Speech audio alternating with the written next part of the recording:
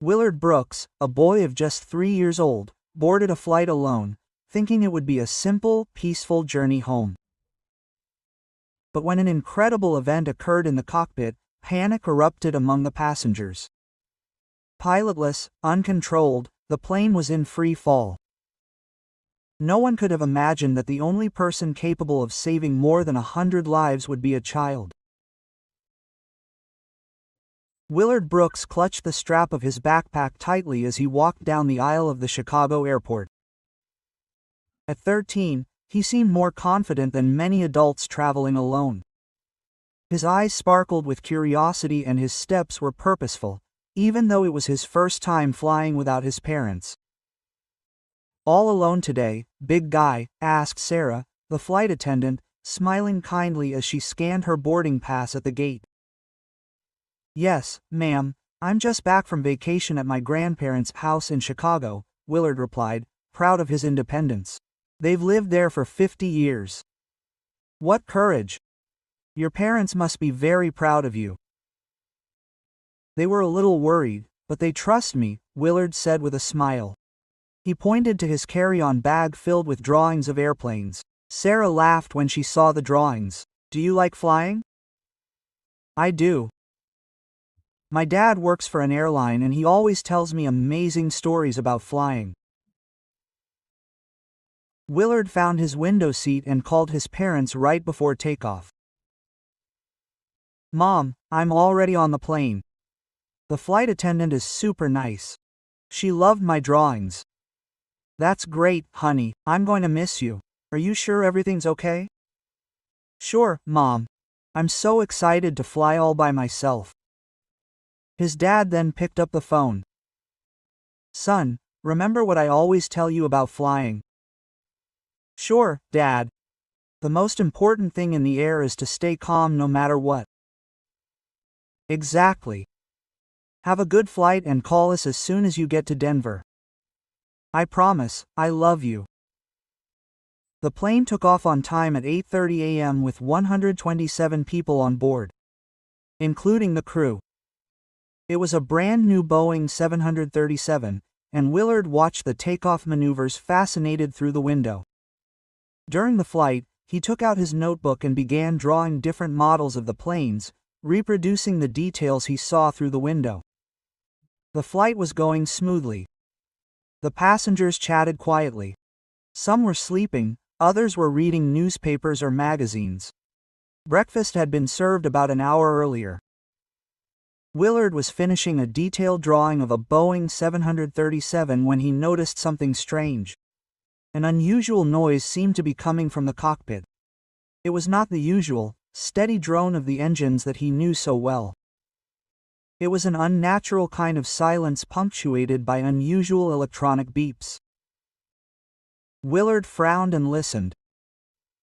He could recognize the sounds of airplanes better than most kids his age. Sarah ran down the aisle, her face very worried, which immediately alerted Willard.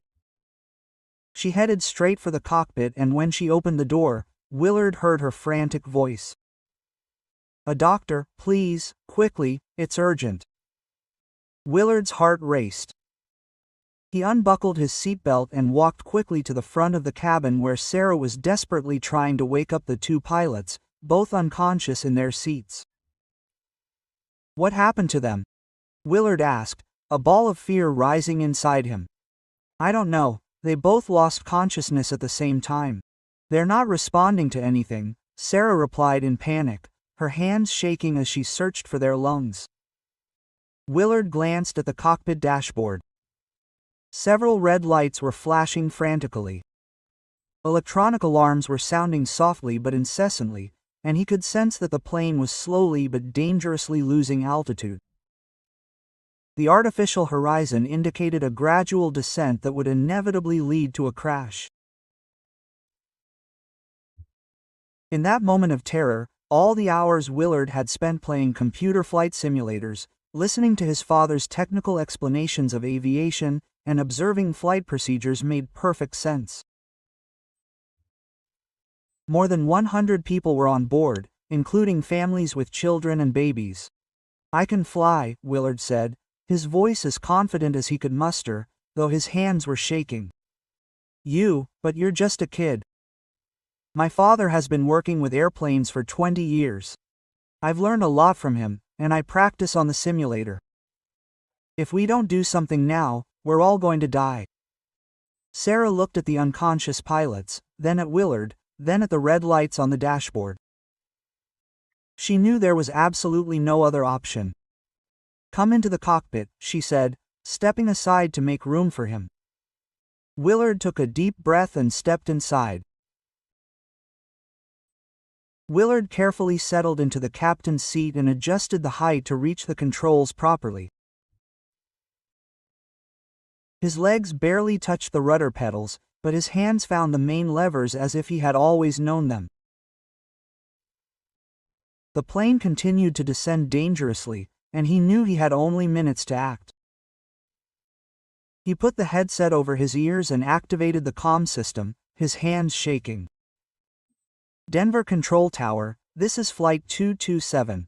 We have a very serious emergency, he announced into the radio, struggling to keep a steady voice. Flight 227, this is Denver Control Tower. What is the nature of your emergency? Both pilots have passed out. They are completely unconscious. I am a passenger of Tresia to take control of the plane. A long, tense silence followed. Willard could imagine the confusion and disbelief those words must have caused in the control tower. Flight 227, please confirm your location. Did you say you're 13? Yes, sir, my name is Willard Brooks. My father has been in commercial aviation for 20 years and has taught me a lot about flying. I need urgent assistance to land this plane safely.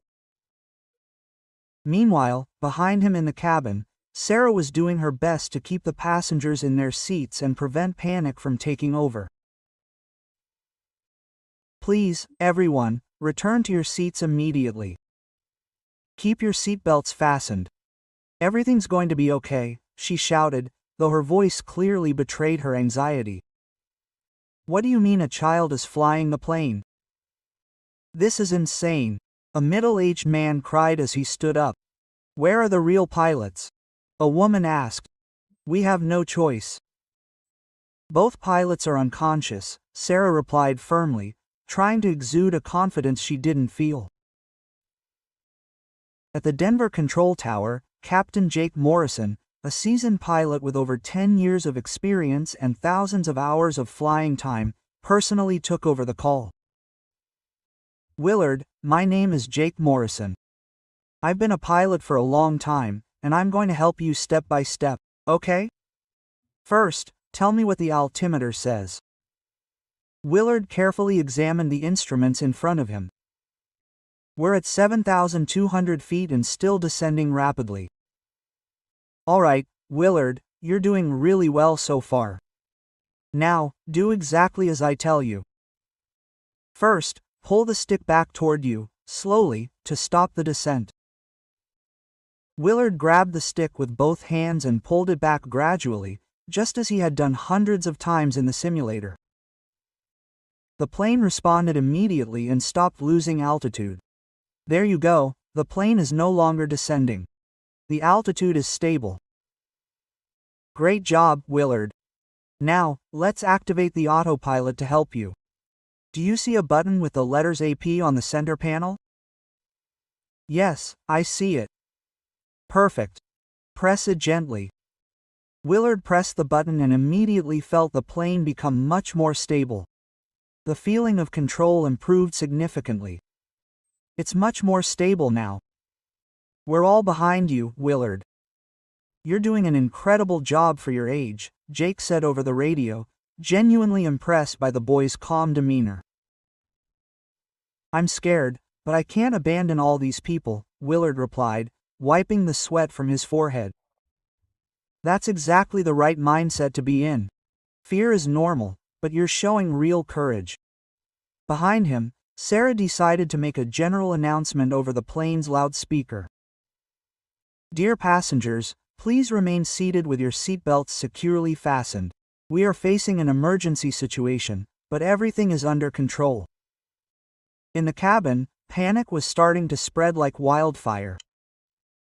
Some were crying silently, others were whispering prayers, and many mothers were trying to calm their children. An old lady in the back of the plane kept repeating over and over, "Everything will be fine, everything will be fine." Willard could clearly hear the whispers of fear and despair, but he forced his mind to focus solely on Jake's calm voice and the intricate instruments in front of him. Each second seemed to last an eternity. His hands were still shaking, but he kept a firm, determined grip on the controls. "Willard, now we're going to prepare for the trickiest part of this, landing. Denver Airport is about 15 minutes from our location." "Got it, Jake? What if I don't make it?" "You'll make it, kid, I'm absolutely certain of it. Trust me." The news spread around the world at the speed of the internet. Television stations interrupted their programming. Social media exploded with millions of posts, and people on every continent stopped what they were doing to follow this story that seemed straight out of a movie. A boy just 12 years old was piloting a jetliner with over 100 lives in his hands. At the airport at Denver International Airport, an unprecedented emergency operation was launched within minutes. Dozens of ambulances, fire trucks, specialized rescue vehicles, and trucks filled with emergency equipment were strategically positioned along the main runway. Reporters from all over the world arrived by helicopter and car, transforming the area into a media circus. In the cockpit, Willard could already see the bright lights of Denver fast approaching through the windshield. His hands were sweating so much that he had to keep wiping them on his school uniform shirt to keep a firm grip on the controls. Flight 227, you are officially on final approach for runway 16. I need you to reduce your speed to exactly 1 knot, Jake radioed. How do I slow down? There's too much control here, Willard asked, feeling a new wave of panic wash over him. Stay calm. Do you see the 2 blue levers on your left? Pull them back gently, little by little. Willard located the levers and pulled them slowly. The plane began to slow down as expected, but then suddenly lurched to the right, causing the passengers to scream in fear. The plane is moving in all directions. Easy, Willard, use the control column to correct the trajectory. Small, gentle movements, as if you were driving a car very slowly. A heavy, tense silence had settled over the cabin. Every passenger knew perfectly well that the next few minutes could decide their lives or deaths. My God, we're all far too young to die like this. This kid's going to make it. He's special, I can feel it.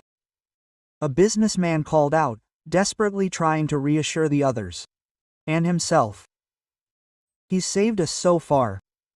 He's going to make the landing, too, said a mother. His backup was his 2 young children. Sarah, realizing that the passengers needed to hear Willard himself, approached him, holding the handset of the internal communication system. Quote, Willard, I think you should talk to them. They need to hear your voice now. Willard took the microphone with one hand, keeping the other firmly on the control stick. Hello everyone, Willard here in the cockpit. I know you're all very scared right now. I'm scared too. But my father always told me that when flying, the most important thing is to remain completely calm. No matter what happens, I promise you that I will do absolutely everything in my power to get us all home safely. Please fasten your seatbelts and trust me. His voice, although clearly that of a child, conveyed a determination and maturity that deeply touched every passenger.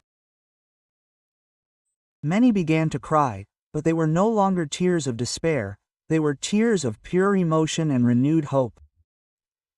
Willard, you are perfectly aligned with the runway. We are beginning the final descent. Reduce speed to 140 knots now. The entire airport was completely silent. Hundreds of people, ground crew, passengers on other flights, rescue crews, looked up at the sky, staring at the small dot of light slowly descending toward the runway. I can see the runway clearly, Willard shouted, his voice filled with a spark of hope that had not yet been heard. Perfect. Stay exactly on that path. When I count to 3 and say now, you pull the stick back gently toward you. 1, 2, 3. Now Willard pulled back on the stick with all the controlled force he could muster. The wheels of the landing gear touched the ground with a dull but steady and reassuring thud. The plane bounced slightly once, then a second time before settling completely on the runway. We did it, we landed, Willard yelled at the top of his lungs. The cabin exploded into a deafening roar of applause, cheers, and tears of relief.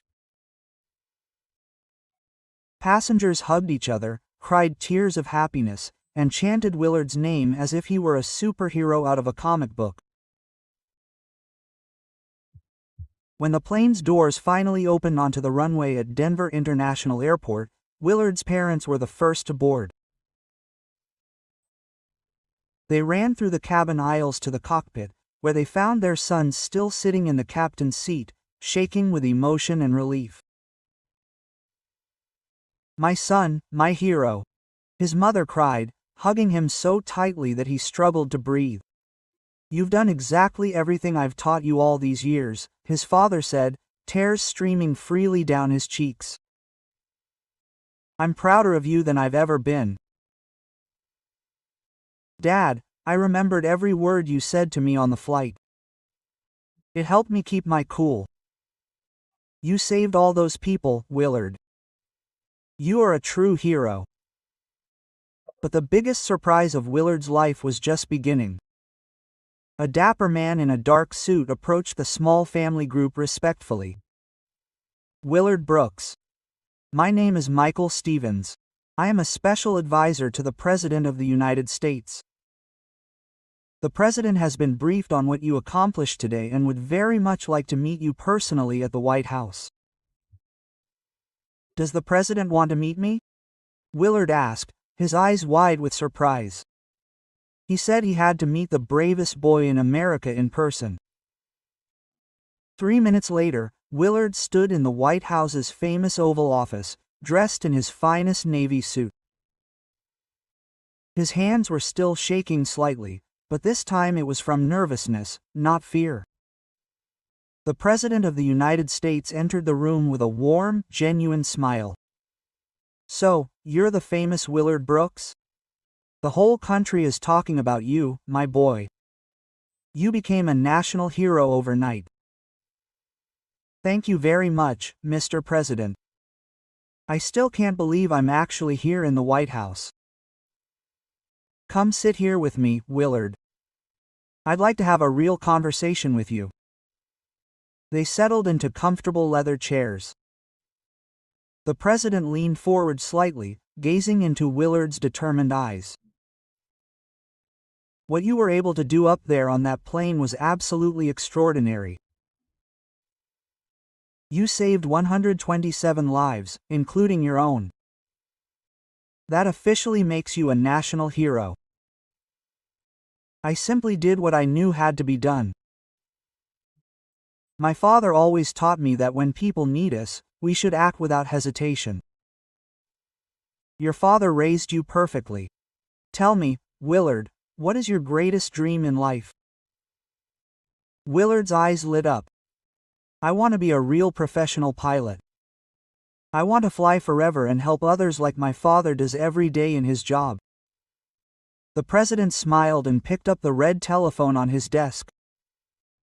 "General Harrison, we have an exceptional young man here who clearly deserves special help.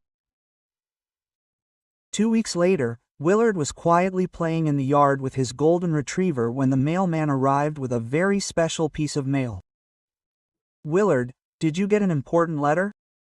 his mother called from the kitchen.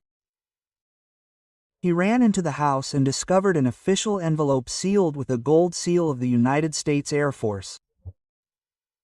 His hands trembled slightly as he carefully opened it. "Dear Willard Brooks," he struggled, his voice high. Quote, "In official recognition of your exceptional courage and demonstrated passion for aviation, we are honored to invite you to join our special training program for young pilots. Upon your 18th birthday, you are guaranteed a spot at the prestigious United States Air Force Academy." His mother immediately burst into tears, tears of pure joy. His father hugged him with an emotion he had never expressed so intensely. "Son, you are truly going to achieve your childhood dream. Dad, I solemnly promise you that I will never waste this incredible opportunity, even though sometimes I still fear what the future holds."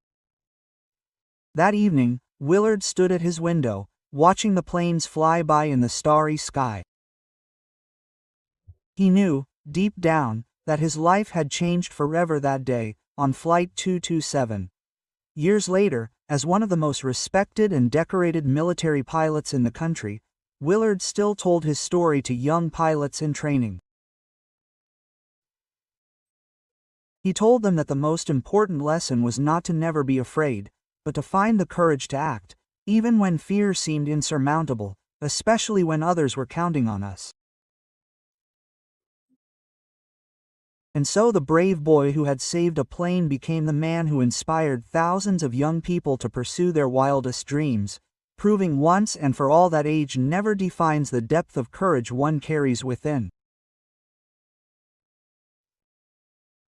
If this story touched you, please leave a comment. What would you have done in Willard's place? And if you think others should know this incredible story, share this video with your friends. If this story touched you, please leave a comment. What would you have done in Willard's shoes? And if you think others should learn about this incredible story, please share this video with your friends. Mr.